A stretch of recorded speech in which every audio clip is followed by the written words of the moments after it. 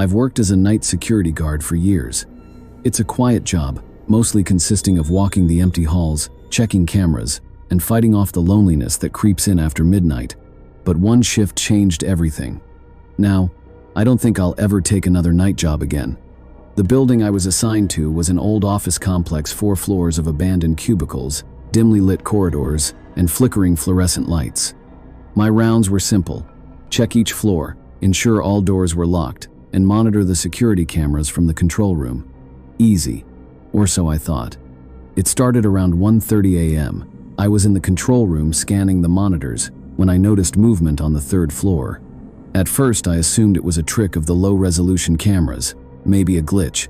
But then I saw it again, something darting between the cubicles. I leaned in closer. The figure was hunched, almost crawling, moving unnaturally fast. I grabbed my flashlight and headed up. The stairwell was eerily silent, my footsteps echoing against the concrete walls. As I stepped onto the 3rd floor, a sudden chill ran down my spine. The air felt wrong, stale, heavy. I called out, "Security, if anyone's here, you need to leave." Silence. I moved between the cubicles, my flashlight cutting through the darkness. Papers were scattered on desks, chairs slightly turned as if someone had just gotten up. Then I heard a sharp scraping sound, like fingernails dragging across a desk surface. My heart pounded. I swung my flashlight toward the noise, but there was nothing there. Just an empty desk. I was about to radio it in when the lights flickered violently, plunging the floor into darkness. A loud thud sounded behind me. Spinning around, I barely caught a glimpse of something slipping into the shadows at the end of the hall. I backed away, trying to keep my breathing steady. The emergency lights kicked in, bathing the floor in a dim red glow. That's when I saw them handprints. Dozens of them, smeared along the walls and desks, as if someone had pressed their hands into grime and dragged them across every surface. The strangest part? They weren't there before. A metallic clatter rang out from the far end of the hall. I turned and saw a chair rocking back and forth, as if someone had just been sitting in it. My gut screamed at me to leave, but my duty kept me rooted. Swallowing hard, I edged forward. Then, the whispering started. It was faint at first, like the rustling of wind through paper, but it grew louder, voices overlapping. Too many to be just one person. My flashlight flickered. The shadows at the end of the hall seemed to stretch, moving unnaturally, and then I saw it. A figure crouched near the floor, limbs too long, body wrapped in tattered clothing. It lifted its head slowly, revealing a face that was all wrong. Its eyes were too wide. Its mouth stretched too far. It didn't move at first. It just watched me. Then, with an unnatural snap, its head tilted, and it lunged. I ran. I don't remember screaming, but my throat burned. I sprinted down the stairwell, nearly tripping over my own feet. I slammed the control room door shut and locked it, gasping for breath. My hands trembled as I switched through the camera feeds. The 3rd floor was empty. The whispers had stopped. But then, as I flicked to the camera outside my room, there it was, standing just outside the door, motionless. I couldn't breathe. My body refused to move. The screen flickered, and for a moment, the image distorted. Its face was inches from the camera, grinning. The feed cut to static. I don't know how long I sat there, gripping my radio, heart hammering, waiting for anything to happen. The silence pressed in, thick and suffocating. Every shadow in the dimly lit room felt alive, shifting just beyond my vision. I strained my ears, half expecting to hear that awful scraping sound again, but the only thing that filled the air was my own ragged breathing. At some point, exhaustion must have taken over, because the next thing I remember is the sharp banging of my relief guard at dawn. I jolted upright, my body stiff and cold with fear. With hesitant steps, I unlocked the door, dreading what I might find. But the hallway was empty. No handprints smeared across the walls, no shadowy figure lurking in the distance. Nothing. I quit that morning. The company wanted answers. But what could I say? That something in the darkness had been watching me.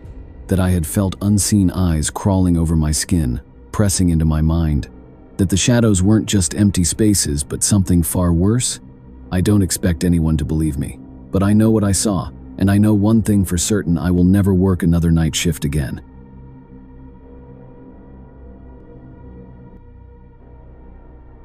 I work the night shift as a food delivery driver. The pay isn't great, but I prefer the quiet roads and lack of traffic. Most of my deliveries are routine drop off some burgers, hand over a pizza, and get a half-hearted thanks before moving on. But last night, something happened that I can't explain. Something that has me questioning if I'll ever work another shift. It started with an order around midnight. The address was in a part of town I didn't recognize, far past the usual delivery radius. The app allowed it though, so I took it. The directions led me to a neighborhood I'd never seen before, even though I'd driven this city for years. The streets were empty, the houses dark. No porch lights, no cars parked in driveways. Just rows of silent, sleeping homes. The GPS led me down a narrow, winding road where streetlights grew scarce, their dull glow swallowed by the thick shadows of looming trees. The further I drove, the more the silence pressed in, heavy and absolute. The houses became fewer, their shapes fading into the darkness, until there was only one left, the last house at the end of a cul-de-sac. It stood alone, its silhouette barely visible against the ink-black sky. The only source of light was a dim, flickering porch bulb that buzzed weakly, casting erratic shadows that made the house seem like it was breathing. The number on the rusted mailbox was barely legible, its paint peeling, as if trying to erase itself from existence. The driveway was cracked, littered with dead leaves that hadn't been disturbed in a long time. Something about the house felt wrong. The windows were too dark, as if they weren't just unlit, but actively swallowing any light that dared to touch them. There were no curtains, no movement inside, just deep, impenetrable blackness. But I couldn't shake the feeling that something was looking back at me. I stepped out of my car, my footsteps muffled by the damp ground. The air was thick with the scent of earth and something faintly metallic. A cold breeze slithered through the trees, rustling the branches with a whispering sound that almost seemed like words. As I approached the porch, the wooden steps creaked beneath my weight, their groan echoing in the empty night. The light above me buzzed louder, stuttering, as if protesting my presence. Then, for the briefest moment, it died completely, plunging everything into absolute darkness. A noise came from inside the house, faint, deliberate. A slow shuffling, like something shifting just beyond the door, but it sent a chill down my spine. I knocked one last time. "Hello? Your food is here." The door creaked open an inch, just enough for me to see pitch darkness inside. A hand, pale and thin, emerged from the gap. It trembled slightly, fingers twitching, before snatching the bag from my grasp. I stepped back. Have a good night." The door slammed shut. I practically sprinted to my car. My heart pounded as I started the engine and sped off. I kept checking my rearview mirror, half expecting to see someone or something chasing me down the street, but the road remained empty. I tried to shake off the unease. Maybe it was just an old person, someone frail who struggled to answer the door. Maybe my imagination was running wild. I had other deliveries to make, so I forced myself to focus. The next order came in just a few minutes later. I checked the address. My stomach dropped. It was the same house. I stared at my phone, my fingers going numb. That wasn't possible. I had just delivered food there. Was it a glitch? Maybe they accidentally placed the same order twice? I was about to cancel it when my phone buzzed. A message from the customer. "Come back." I swallowed hard. My gut screamed at me to ignore it, to just drive away. But curiosity or maybe stupidity got the better of me. I turned the car around and headed back. The house looked the same as before, dark and lifeless except for that flickering porch light. The front door was wide open now, revealing a sliver of the interior.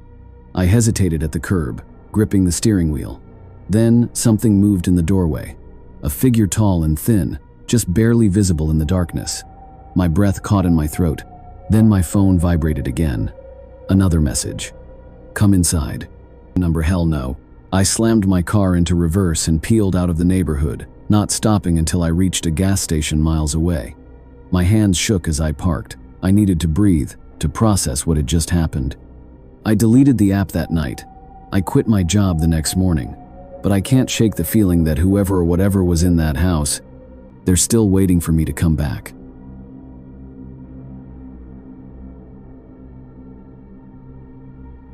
I've worked as the night manager at the Elmwood Inn for 5 years now. It's a quiet job mostly. An occasional traveler checking in late, a call from a guest needing towels, nothing out of the ordinary. But one night changed everything. It was a little past 2 a.m. when the bell above the front door chimed. The lobby was dimly lit, casting long shadows over the worn carpet and antique furniture. A man stepped inside, tall and thin, his face pale beneath the glow of the chandelier. He wore a black coat, buttoned up to his neck, and carried a small leather suitcase. His eyes, dark and unreadable, settled on me as he approached the counter. "I need a room," he said, his voice low and raspy. There was something unsettling about him, but I pushed the feeling aside. I slid the guest book toward him, but he didn't reach for the pen. Instead, he simply said, "Room 306. I frowned. "That room isn't available." "It will be," he replied, staring at me with those hollow eyes. A chill ran through me. Room 306 had been vacant for months. The last guest who stayed there had left in the middle of the night, refusing to say why, and we never rented it again. But against my better judgment, I handed him the key. He took it with a thin, cold smile and strode toward the elevator without another word. For the next few hours, I tried to shake the unease. I kept busy, checking paperwork, watching the security monitors, anything to keep my mind from wandering. But strange things started happening. At 3 a.m., the elevator doors opened on their own. I looked at the screen. No one was inside. A moment later, the lobby lights flickered. I heard a soft creak, like footsteps on the old wooden stairs. But when I stepped out from behind the desk, the lobby was empty. Then came the whispering. It was faint at first, a hushed voice drifting from the hallway leading to the rooms. I leaned forward, trying to make out the words, but it was too soft. It grew louder, rising to a frantic murmur. My heart pounded as I grabbed my flashlight and followed the sound. The whispers seemed to be coming from room 306.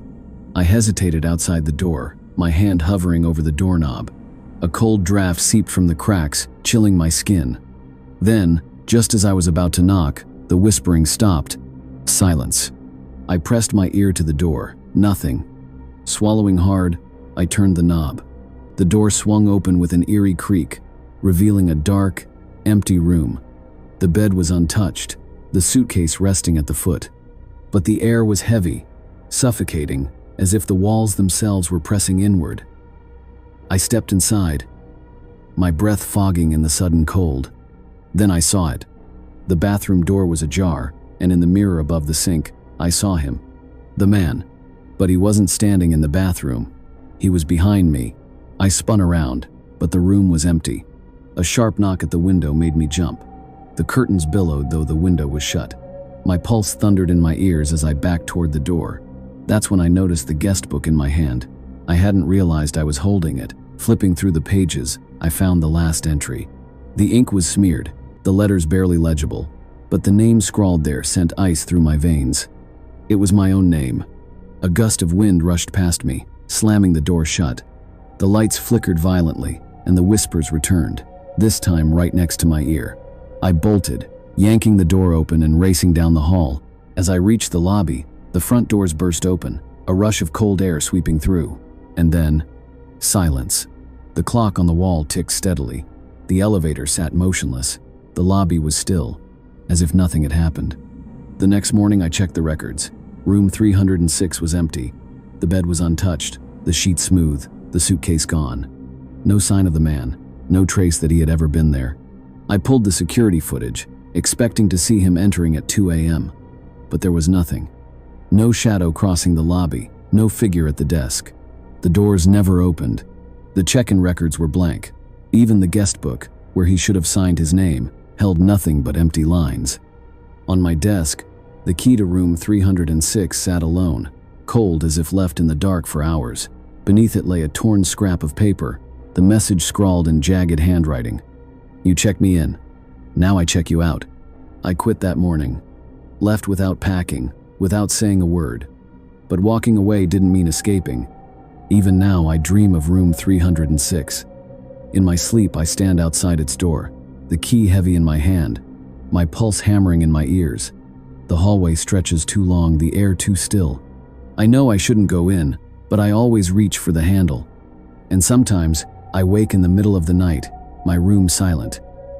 But I am not alone, because just beyond the edge of sleep, in the hush of the dark, I hear the whispering, and it knows my name.